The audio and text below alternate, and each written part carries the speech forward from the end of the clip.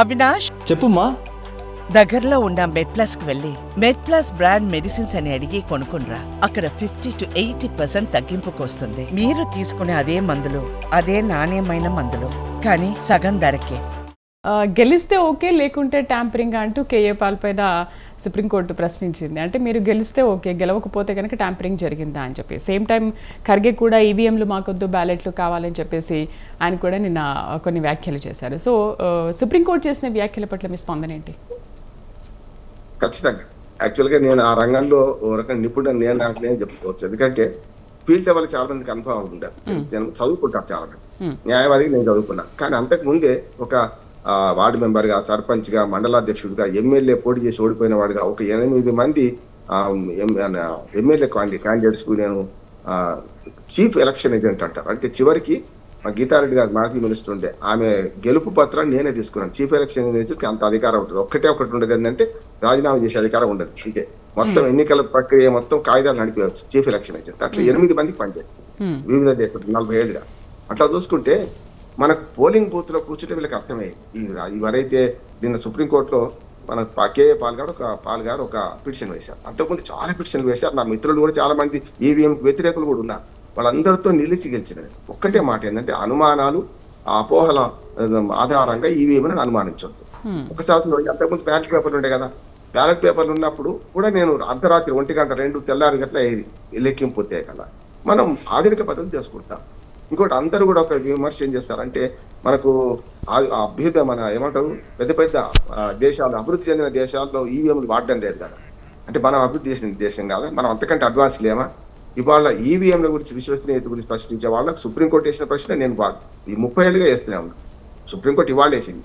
మీరు ఈవీఎంల ర్యాండమింగ్ చూస్తే శ్రీదేవి గారు ఎంత బాగా ఉంటది అంటే ఏ ఈవీఎం ఏ రాష్ట్రానికి పోతుందో తెలియదు, ఏ రాష్ట్రంలో ఏ ఈవీఎం ఏ జిల్లాకు పోతుందో తెలియదు.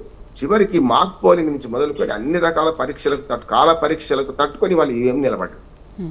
పాల్గారే కాదు, పాల్గార్ లాంటి రాజకీయ పార్టీ, చిన్న పార్టీ, ప్రజాశాంతి పార్టీ పెట్టాడు. కానీ ఇవాళ ఖర్గే కూడా అదే మాట్లాడుతున్నారు.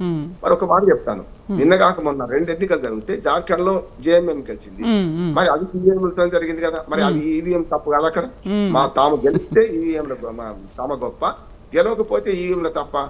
వీళ్ళు ఈవీఎంలు ప్రవేశపెట్టితే ఈవీఎంల చరిత్రకు సంబంధిస్తుంటే 90s లో ప్రవేశపెడితే మొట్టమొదటి ప్రవేశపెట్టింది కాంగ్రెస్ పార్టీ కదా.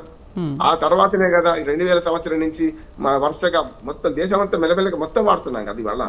అందుకని ఈవీఎంల విశ్వసనీయత మీద ఎలాంటి అనుమానం లేవని అక్కడ వీవీ ప్యాట్స్ కూడా ప్రవేశపెట్టారు. మీరు ఓటు పోలింగ్ బూత్కి వెళ్ళి లోపలికి వెళ్ళి ఓటు నొక్కిన తర్వాత వెంటనే మనకి 7 సెకండ్ల పాటు మనం ఎవరికి ఓటేసామో గుర్తు కూడా కనపడుతుంది కదా.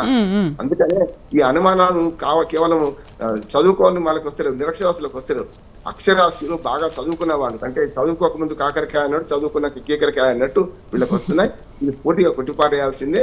ఈవీఎంల వల్ల ఓటమి గెలుపుడు సాధ్యం కాదు. ఇంకొక మాట చెప్తాను నేను, అభ్యర్థుల సీరియల్ కూడా వరుసగా ఉండదు. ఒక అసెంబ్లీ కాన్స్టిట్యున్సీకి ఒక అసెంబ్లీ కాన్స్టిట్యున్సీకి మీరు గుర్తుల కేటాయింపు చూడండి, వరుసగా గుర్తుల కేటాయింపు కూడా ఆకారాలు వస్తాయి. ఆకారాలు వచ్చినప్పుడు అదే గుర్తు అక్కడ 1వ నెంబర్ రాకపోవచ్చు, 2వ నెంబర్ ఇంకోటి రావచ్చు.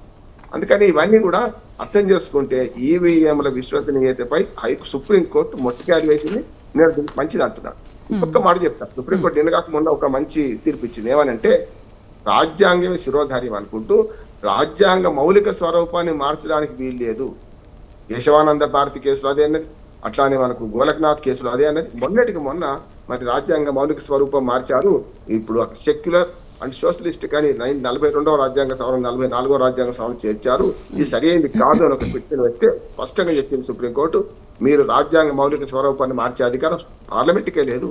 మీరు మమ్మల్ని ఎట్లా అడుగుతారు, సమస్య లేదు. చట్టాలు చేసే అధికారం పూర్తిగా పార్లమెంట్కే ఉన్నదని చెప్పి కరాఖండిగా తేల్చెప్పింది. ఈ 2 తీర్పులు నిజంగా చెప్పాలంటే రాజ్యాంగ దినోత్సవానికన్నా ముందు ఒక తీర్పు, రాజ్యాంగ దినోత్సవాన్ని నిన్న ఒక తీర్పు, ఈవీఎంల మీద నిన్న తీర్పు, మరి రాజ్యాంగ మౌలిక స్వరూపాన్ని మార్చొద్దు అనే దాని తీర్పు. ఈ 2 కూడా మనకు మైలురాళ్ళుగా నిలుస్తాయి సుప్రీంకోర్టు ఇచ్చిన తీర్పుల్లో.